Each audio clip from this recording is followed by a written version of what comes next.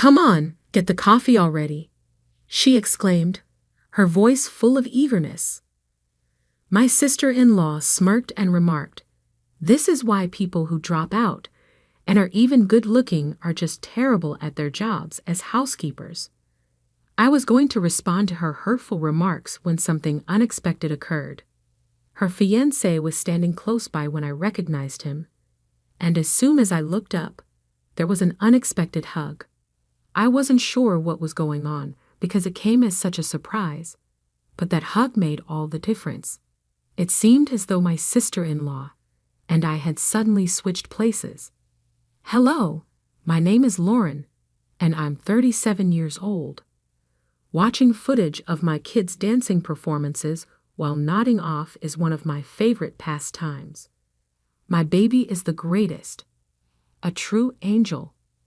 It's the prettiest thing ever, the way their little limbs and pretty little butt move when they dance. I enjoy spoiling my child because parents always think their child is more precious than anyone else's. Upon more reflection, it's possible that this is also how my sister-in-law, Lily, was raised. Let's travel back a few years to a time when I had recently tied the knot. My husband Jack stated that he wanted us to live with his parents once we were married when he proposed. Though the idea made me uneasy, I consented. Many believe it doesn't work out well to move in with my in-laws, Frank and Olivia, in their duplex. I was surprised, though, to find Frank and Olivia to be really kind, which made me feel comfortable. Satisfied, I was glad to move forward with the wedding arrangements. However, the good times didn't last forever. Things with my in-laws appeared good at first, but Lily started to cause problems. I went to Jack's parents' house to talk about the specifics of the wedding and to register. "Jack, you've got yourself a pretty bride," said a visiting relative of Jack's at the time. Though I was flattered, I also observed Lily's icy gaze gazing at me. "Jack's lucky to have such a beauty," cheerfully replied Jack's father, Frank. However, upon a second glance, I believed I caught Lily scowling at Frank as well. I dismissed it at first, supposing I was merely hallucinating, and soon forgot about it. But something odd occurred the day of the wedding. Lily appeared in a white outfit. She was clearly not an ignorant student who didn't know the fundamentals of wedding etiquette. She was in her late 30s. She purposefully selected a color that contrasted with my wedding gown. Jack and my in-laws were astonished, of course, and questioned, "What were you thinking?" However, her response was only, "This was all I had." My in-laws claimed that Lily changed into the white dress on her way to the wedding, having left the house in a different colored garment. The act of secretly changing clothes in a sneaky manner can only be interpreted as malevolent. She even made a crude remark about my wedding dress, claiming that it looked more like a $250 cheap dress on Lauren, which made the situation worse. It must depend on who was dressed elegantly, I suppose. Then she simply turned to leave. I found it incomprehensible that she would do anything so damaging. Following the wedding ceremony the following day, Lily's demeanor drastically changed.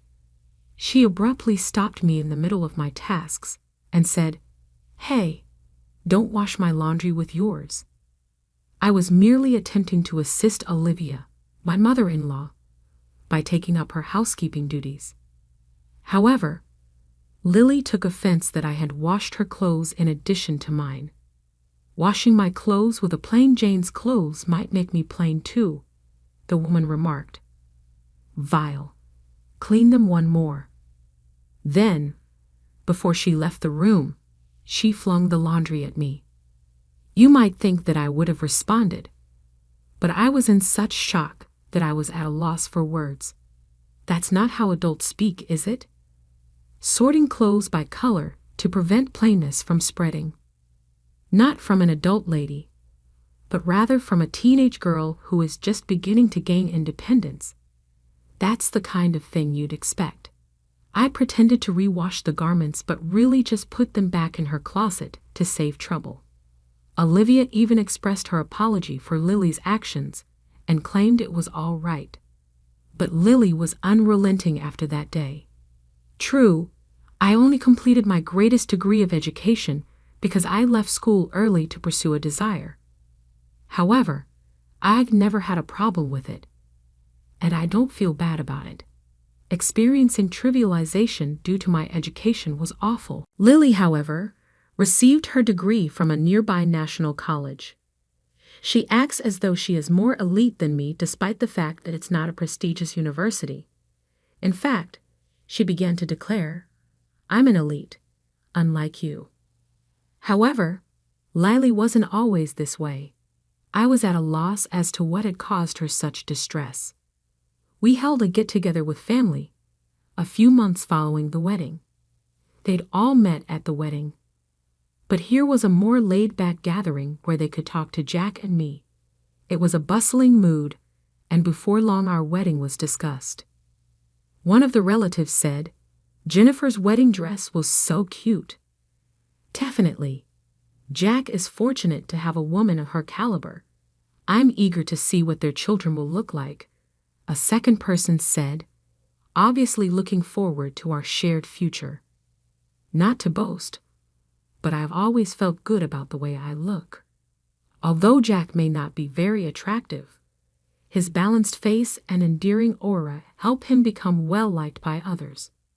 I saw Lily becoming irritated as the family talked, engrossed in their own chatter and compliments.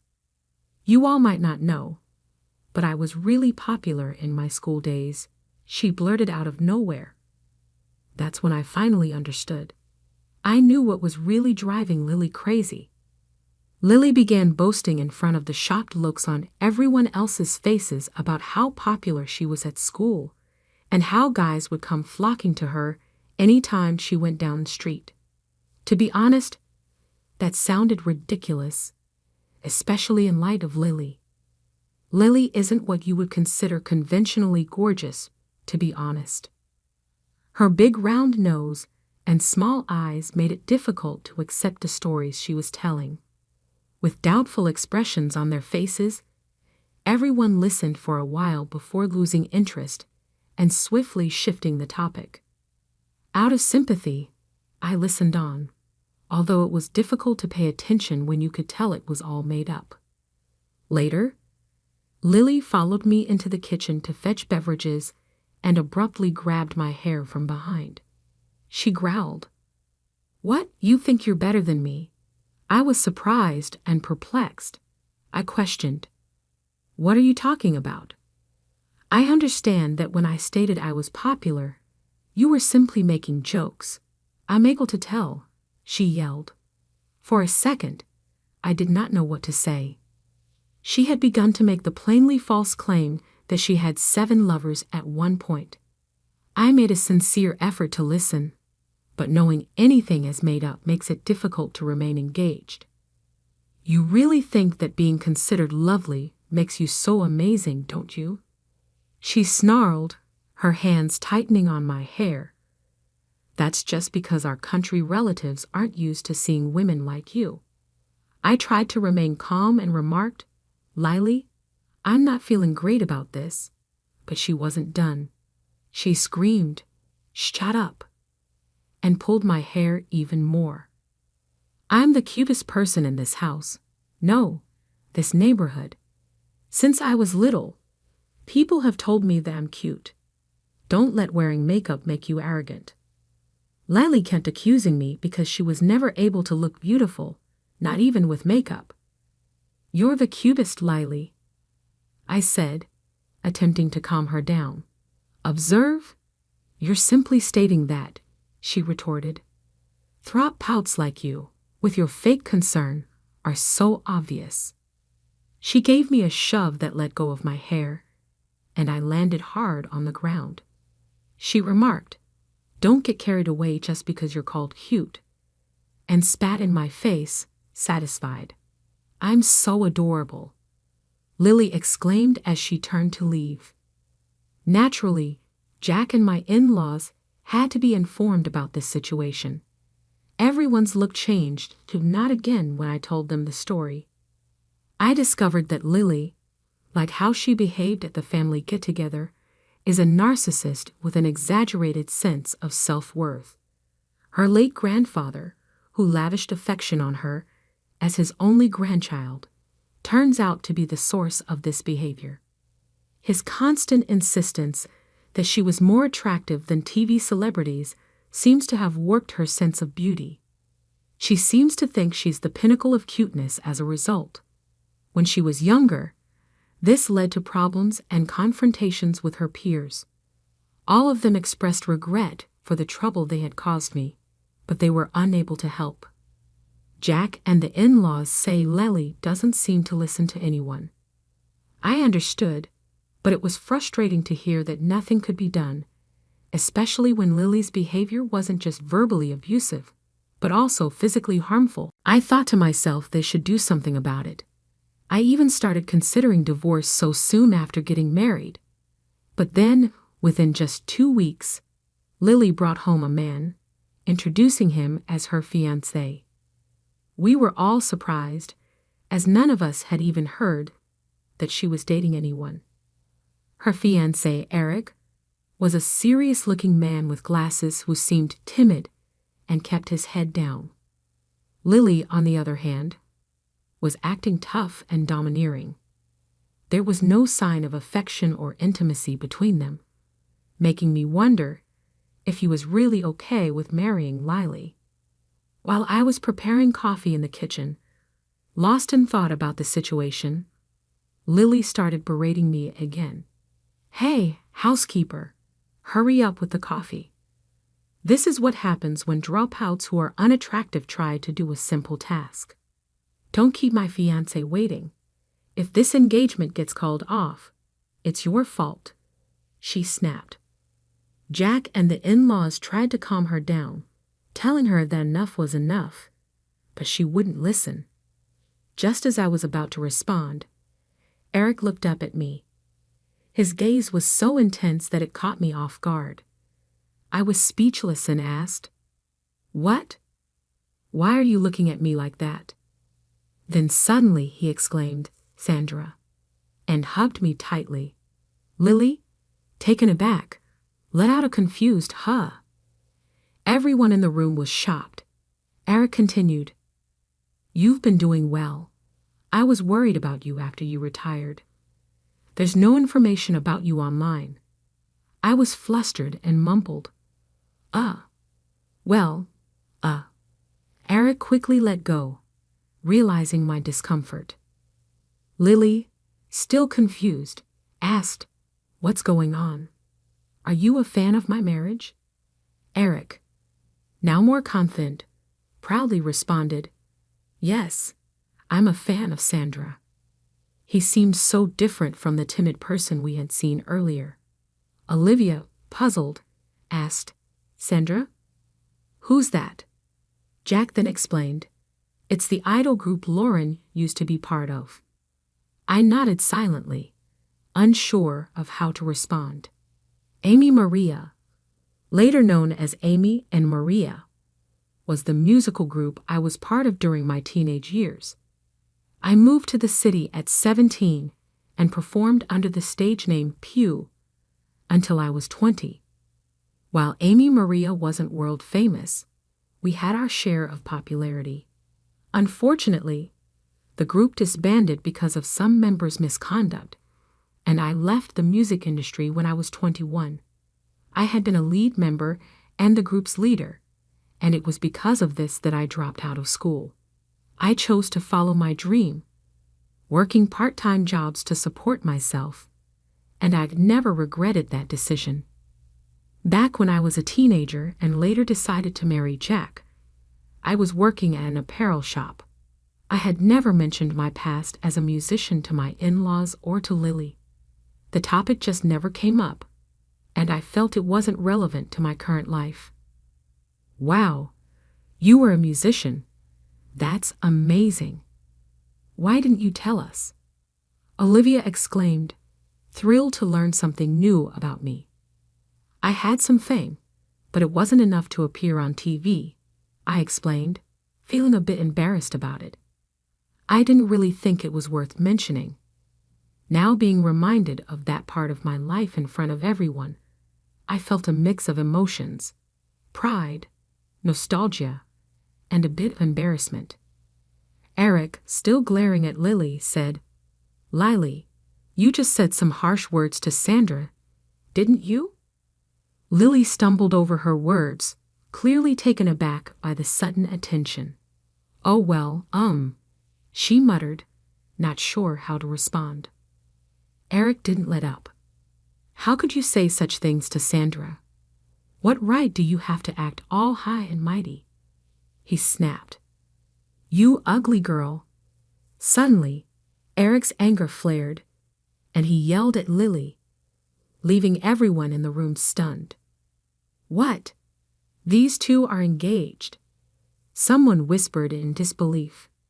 I quickly intervened, trying to calm the situation down.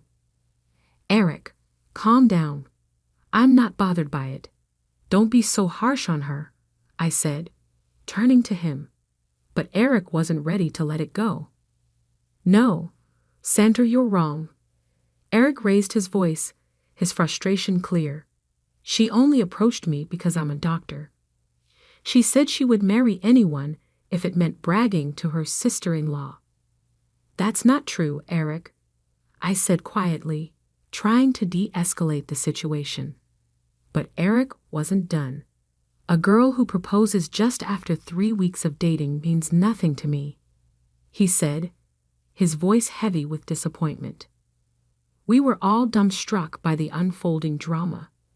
Apparently, Lily had planned to marry a high-status man just to boast to me. She had informed others that her degree had allowed her to marry a doctor.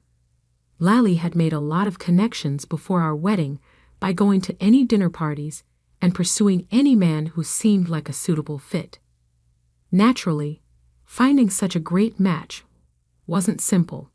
She had first casually admitted to attractive guys or people in powerful corporate positions, but all she met was failure. Lily met Dr. Eric a few weeks later. Lily turned her attention to Eric since she didn't want to pass up the opportunity to be with someone who was well paid.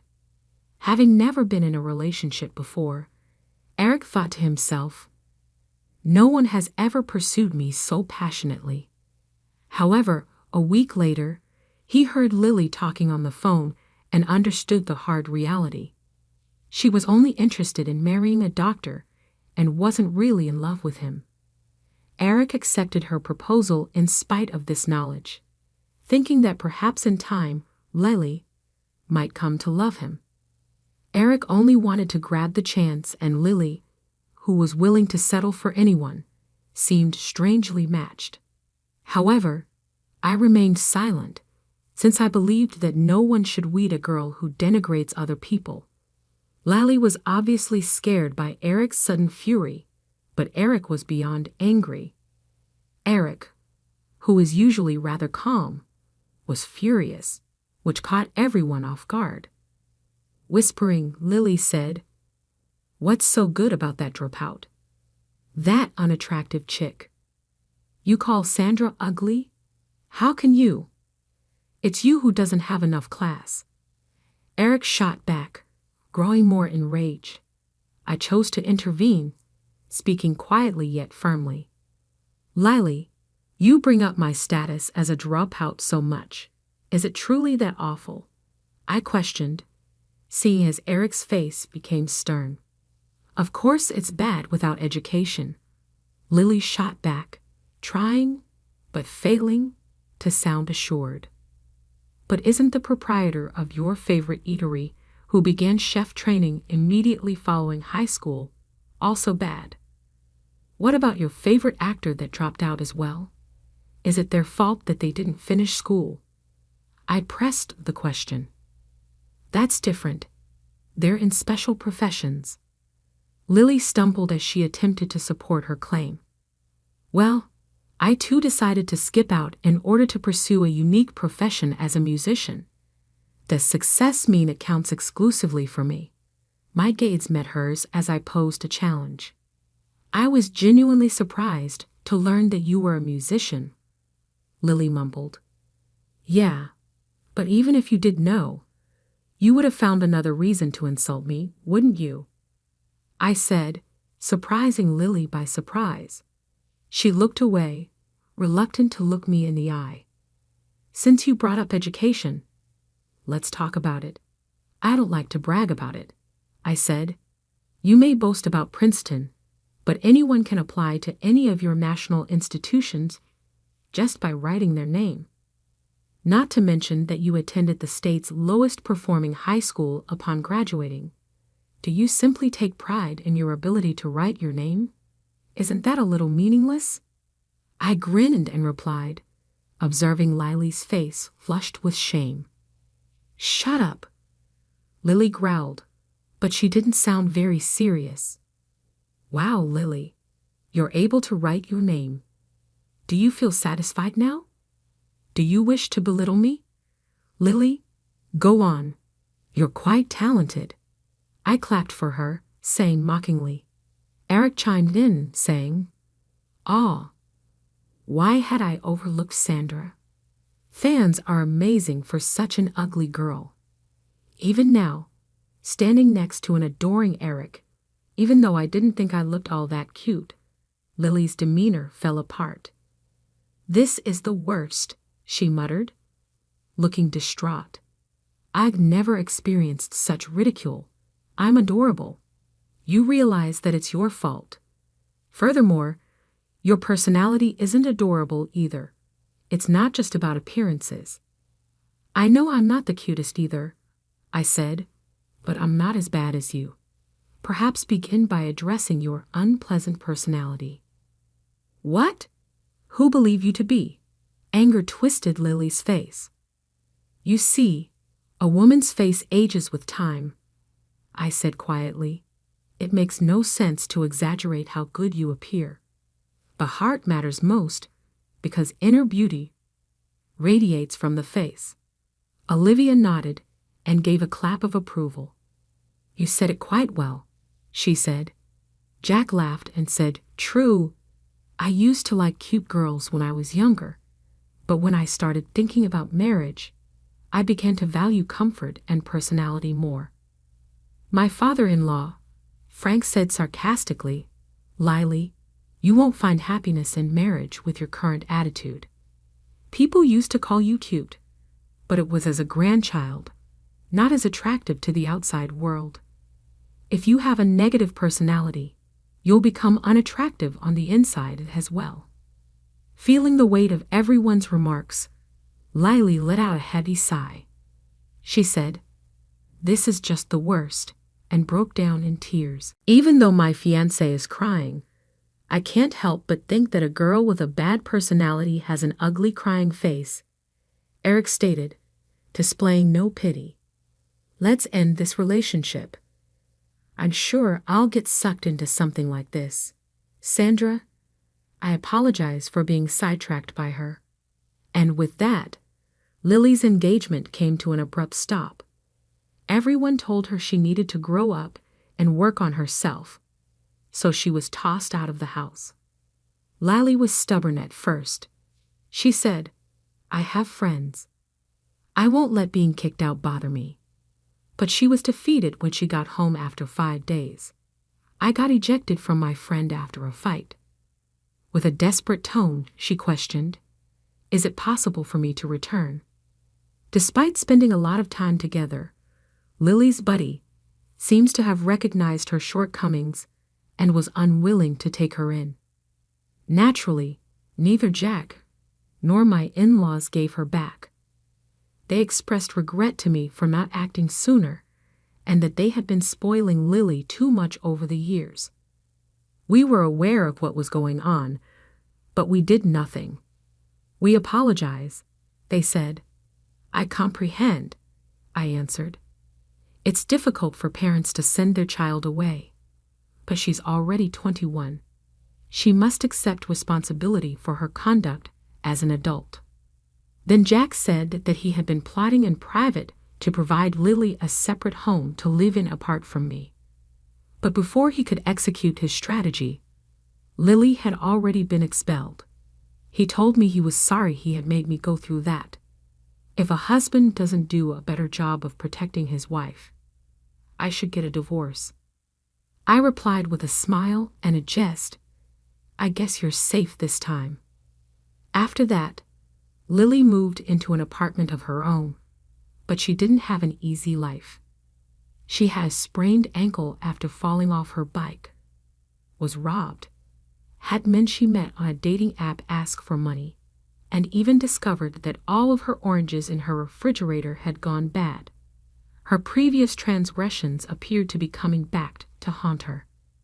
Well, I hope she has luck. I'm too busy these days raising our young girl to give it much thought. She's maturing so quickly. It seems like yesterday was yesterday. She had been crawling, but now she was taking independent walks. She even recently told me, grinning broadly, Mommy, I have a boyfriend. The boy is one of her kindergarten classmates. After playing house, they got to know one another and even made a small vow to marry each other someday.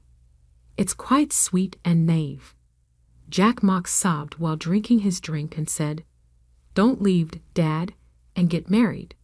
After learning about it, naturally, we are both aware that their partnership is really a kid's game, similar to playing house. It also serves as a reminder of how fast children grow up. When the time comes, we will be there to support our little girl when she finds the person she truly wants to marry. Jack and I are devoted to helping her become the best version of herself up to that point. We wish to support her in growing into an even more amazing young lady, because she is our pride and delight. However, the journey to becoming a lady is still far from over, full with exciting new experiences and educational moments. And speaking of which, it's time for a quick talk and some cleaning up, because she just left a huge mess in the living room. She faces fresh obstacles and delights every day, and I can't wait to watch who she develops into.